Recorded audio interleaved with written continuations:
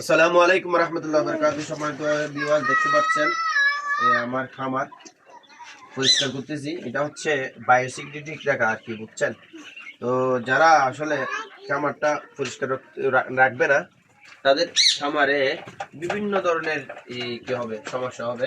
আমার এদিকে অবশ্য আমার মেয়েটা আমার সাথে সবসময় থাকে।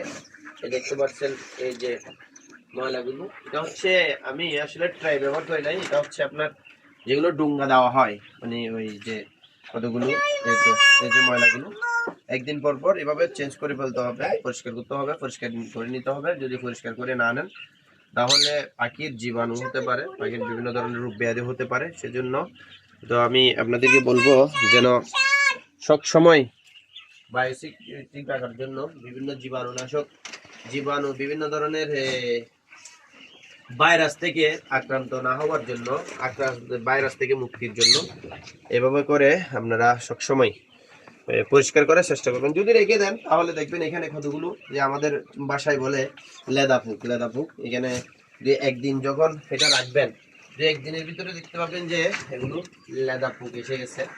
এই রিটারগুলো আপনার যখন ভিজে যাবে, এ দেখেন এর ভিতরে এখনো এসে যাচ্ছে।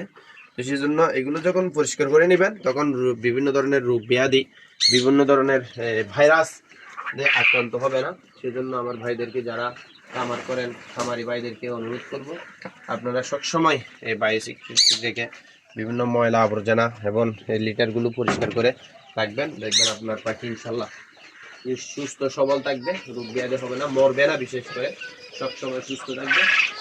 তো আমার খামারি ভাইদের জন্য বলবো, আপনারা সবসময় এই লিটারগুলো এভাবে পরিষ্কার রাখার জন্য পরিষ্কার রাখবেন। আসসালামু আলাইকুম রহমতুল্লাহ বরকাত।